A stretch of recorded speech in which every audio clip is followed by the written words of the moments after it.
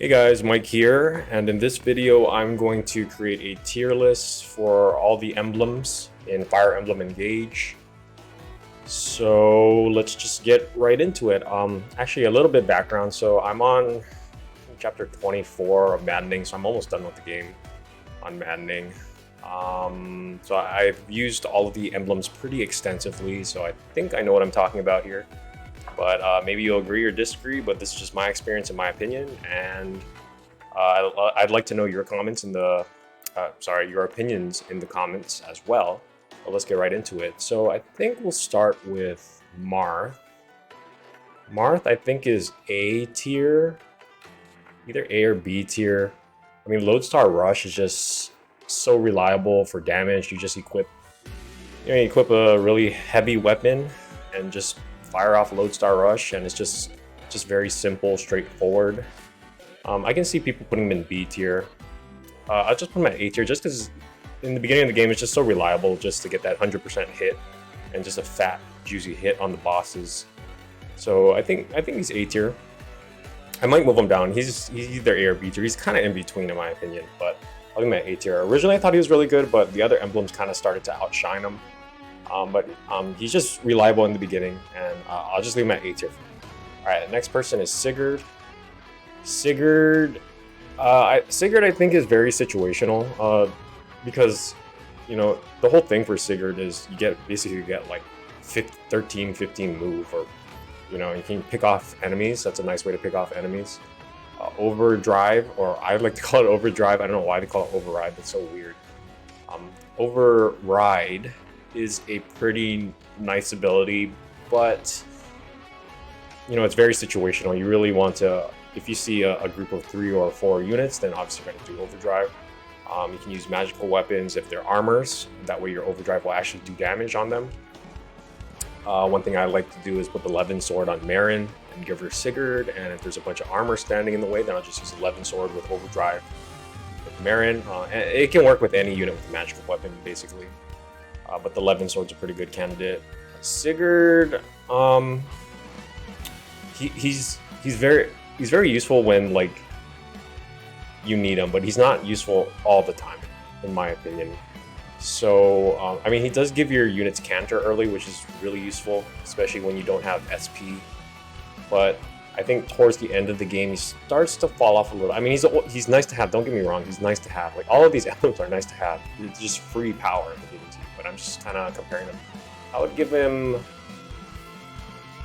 it's either A or B. He's kind of like in the same situation with Marth. In the early game, he's like so nice to have, but I'm going to put him at B for now. I might switch him. I'm not sure. Miciah, I think, is S tier because that staff range is really nice. You can get off multiple warps. You know, you can warp 4 units. If you use rewarp, you can warp 5 units. And then the healing capabilities on Miciah are really nice. Great Sacrifice is a nice clutch thing you can pull off. Yeah, I really like Miciah. Micaiah's really good. Especially if you like warp straps, then Micaiah's really good. Alright, Byleth.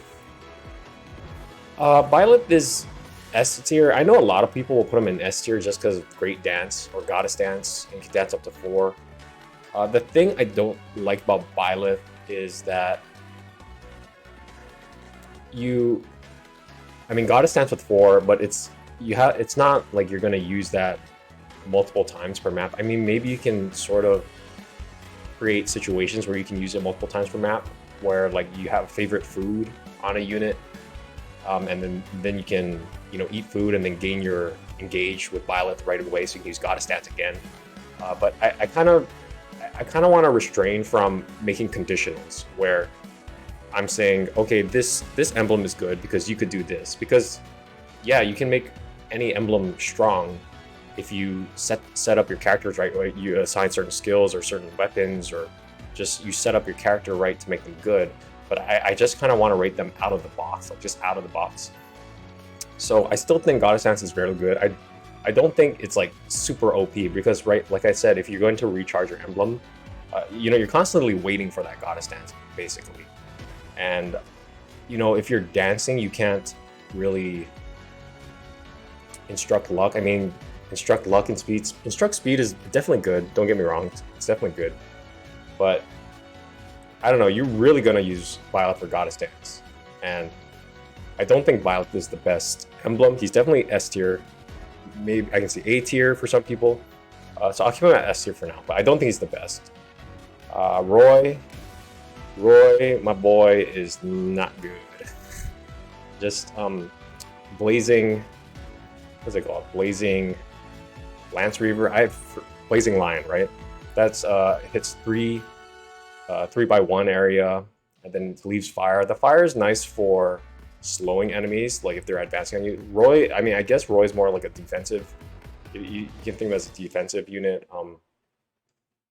The fact, yeah, I don't know. Just like the damage on Blazing Lion doesn't seem that good. Maybe you shouldn't use Lance Reaver for that weapon.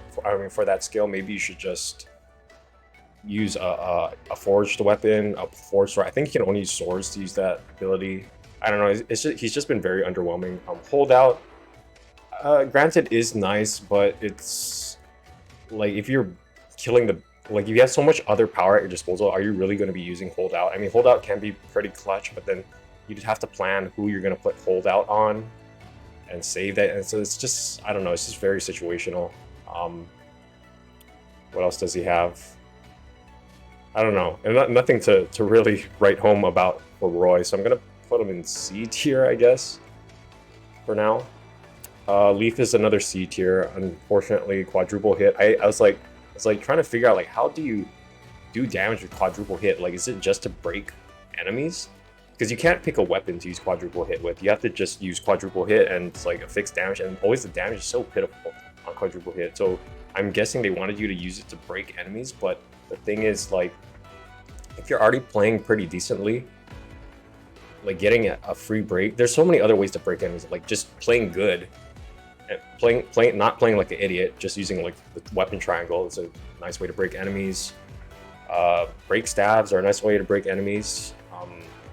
Yeah, quadruple hit is just so niche, and it doesn't even work on bosses because bosses can't get break, at least on maddening. So maybe you can let me know if on hard mode you can actually break bosses, but you can't break bosses on maddening. So yeah, I don't know. Leaf kind of sucks. He has build, like he'll give build to your units, which I think is pretty useful early game. Late game, once everybody starts leveling up and actually getting build on level ups, as well as getting tons of speed, and build kind of starts to fall off. But yeah, a build can be pretty nice early game, but I don't know. See, I'll keep him at C tier. Ike is my favorite lord, but unfortunately Great Ether is very situational, but it can do a lot of damage. Now the biggest issue I see with Ike, the biggest issue I see with players using Ike saying he sucks is they're trying to use Great Ether on like armors and Great Knights and just units with high defense, and it's like, no, you don't do that. I mean, you can do that, but you have to use like a silver Great Axe or Orvan or the other weapons that just like a lot of attack power to compensate for that. Ike is really good at just shredding squads that have low defense, and people would say, well, that's not very good then. Well, the thing is, you're not going to use like magic on mages, right? Because mages are resistant. You have to use them properly. He's just a tool that you're trying to use properly, and I think he has a very specific niche that fills out. It's just getting good enemy phase damage on squads that are advancing on you. That's how you're supposed to use Ike. Additionally, the additional mitigation that he provides, like the lag is friend and just defense and all that kind of stuff, is really nice. I mean, you put it on a general or someone like that who's just loading up a Great Ether, and it's like, it's kind of easy to use. I don't see why people hate on Ike. It's not. I mean, I know he's not like S tier, but he's not like crazy useless. Like, just that passive defense and stuff is really nice. So I'm gonna put him at B tier actually. We'll leave him there for now. I don't think he's like total ass like Roy and Leaf. So yeah, okay. Next is Eirika. I've actually been liking Eirika. Originally I thought she would be pretty niche. Like, okay, she's just Lunar Brace and you just hit monsters with her. But Lunar Brace is actually pretty useful just like on player phase when you're hitting high defense opponents. It can really, give you a little oomph in your attack. Because Lunar Brace, you don't have to engage to actually use it. So I actually been liking Eirika. Originally I would put her at C, but I'm gonna kind of put her at B. And another thing too is her engage skill is, you can pick what weapon you want to use the engage skill with, so you can just, put her on someone with high attack and a really beefed up forged weapon, and you can just do a lot of damage that way. It's kind of like Marth, it's just unconditional large damage, 100% hit. So I think Eirika is B. I mean, maybe A. I can see her putting an A, but at least B. I definitely wouldn't put her in C. All right, Corrin. Corrin is easily S tier. If you don't think Corrin is S tier, you don't know how to play this game, seriously, because the amount of utility that Corrin provides is insane. The Draconic Hex, just debuffing units, especially on Maddening, when you can lower their stats, and then once you debuff units with Draconic Hex, like, it pretty much lowers their avoid as well. Your other units can actually start hitting bosses that have high avoid. Lowers the defense, you're actually just doing more damage. It lowers the resistance, doing more damage. It's like one of the only units in the game that can debuff. It has that avoid -30 if you use Torrential Roar. Creates a puddle under them. That's so useful. It has the freeze ability with Dreadful Aura, and you can just, like, once you get Corrin, so you can use her 4 turns. That's 4 free turns of freeze, and not only does it just freeze one unit that's already overpowered, you can freeze adjacent units to the unit you shoot. So, like, I put her on an archer, and you just pick off a unit in a squad of, like, it has a plus formation, and you just hit the enemy in the middle, and it hits all 4 units. It freezes all of them. It debuffs all of them. And the thing on top of that I found out too is, like, you don't even have to hit the enemy. All you have to do is just fight the enemy, and even if you miss the enemy, then it's still procs Dreadful Aura and all of her debuffs. So Corrin is insane. I think it's the strongest emblem in my opinion in the whole game. Stronger than Byleth, stronger than Miciah so far. Another thing about Corrin has the Geomancer abilities, where she just, like, you can create fog, you can create ice, you can create pillars, you can create defense. Just so much utility to Corrin. And if you plan, just put her on. You can put her on any unit, and she can put in work. I think Corrin is the best unit right now. All right, Celica. Celica was nice in the beginning with the Warp Ragnarok and getting the range. Echo is a little bit underwhelming, like really nerfing your attack power to hit 2 units. I mean, you really have to use that as intended to finish off units, because you're going to be standing in enemy range when you use that. And if you don't finish them off, then they're going to retaliate and attack you. Warp Ragnarok is nice, Resonance is nice, I guess. I mean, Warp Ragnarok is just good for movement. But again, do you really want to stick your mage out in the middle of nowhere and start getting piled on by enemy units on enemy phase? That's questionable. Maybe in early game there are situations for that. I'm going to put her at B tier for now. But again, really nice for buffing up your mages. Lyn is definitely S tier. Lyn, Speed Taker, Alacrity, just the synergy of that. Speed Taker and Alacrity on its own. You don't even need to engage. You just slap Lyn on someone who has, maybe they're not even that fast, and then Speed Taker, once they start killing units, Speed Taker, they're just adding speed throughout the whole map, and then that synergizes well with Alacrity, where you're starting to double units, and you can safely double units, or double units without having to fear the enemy retaliation attack. It's just those 2 skills are just so good, and she gives speed as well. Just I think like 5 raw stats of speed on your unit just for equipping her. And then she's not even engaged yet. When you're engaged, you can use doubles. Doubles insane. Like, the bosses are so stupid. They'll prioritize getting kills, so they'll try to kill the doubles first. And sometimes your doubles dodge, and then they'll actually just crit and kill the enemies for you. Doubles is really good. You can even bonded guard doubles. I mean, granted, like I said, I don't want to give extra credit to the doubles just because you can bonded guard them, because that's bringing in another emblem. But doubles, I'm just bringing that up. So anyway, doubles is really good. Astral Storm is insanely good, because you can just pick off units. You can pick off thieves. You can pick off.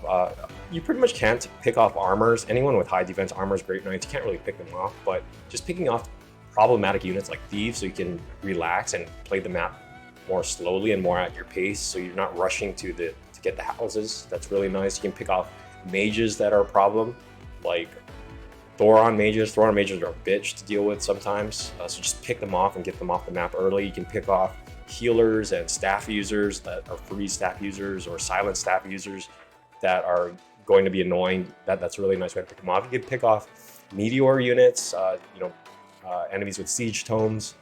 Those annoying you. It's just like a really good. Lyn is just so good. S tier. Do I think she's better than Corrin though? I honestly think Corrin is better in the long run. Lyn, I can see people putting Lyn above Corrin, but for me, I just like the freeze on Corrin is just so insane that the freeze allows you to what is it called? Control units. So what is it? CC, crowd control. It's just so nice. There's nothing like it in the game except for free staff. Free staffs are kind of unreliable, to be honest. Lucina, I think is either A or S tier, kind of with Marth. The dual assist is really good. Just getting that skill on other people. The fact that dual assist even exists in the game. Do I want to put her at S tier? I mean, all for one, you know, it's a media attack. You have to kind of set up for it. You have to, you know, get your units grouped together to use it. Dual assist is really good. Allowing a unit who's not really good to start contributing with assist attacks. Like I heard you can put Lucina on thieves with their daggers, and if their assist attacks proc, the 35% chance, then you can start poisoning enemies with assist attacks. So I think that's really good as well. You know, S or A tier. I can see people putting her in S. I'm gonna just put her in A tier with Marth here for now. And I'll put it down here so she doesn't get in the way. And then the last one is Alear. Alear is S tier, or the Fire Emblem. Just the fact that you can engage, like refresh and engage on someone, that's pretty insane. It's just synergy. It's synergy, and it's just so well. It scales with support. Supports are super easy to max out in this game. Just all that avoid, just all the utility that Alear brings, and the fact she's like a dancer for engage units. So if someone's off their engage and you need them back on that. Oh, I need Corrin back up. Okay, I'll just bring in Alear and pop Corrin back off. Alear is S tier. I could see her I could see some people putting her at as the best emblem. For me, I'm gonna stick with Corrin. I mean, Alear is kind of a wild card, but she's good. I'm not hating on her, but for me, Corrin is the best emblem in the game. And it's just my opinion. I've just found so much utility and use out of her that, like, constantly getting freezes off, debuffing enemies, all that utility with the dragon veins as well. Corrin is the best in my opinion. Anyways, this is my tier list. I didn't use tier list maker because that site is being an ass right now, so I just made my own here. Let me know in the comments what you guys think, and thanks for watching.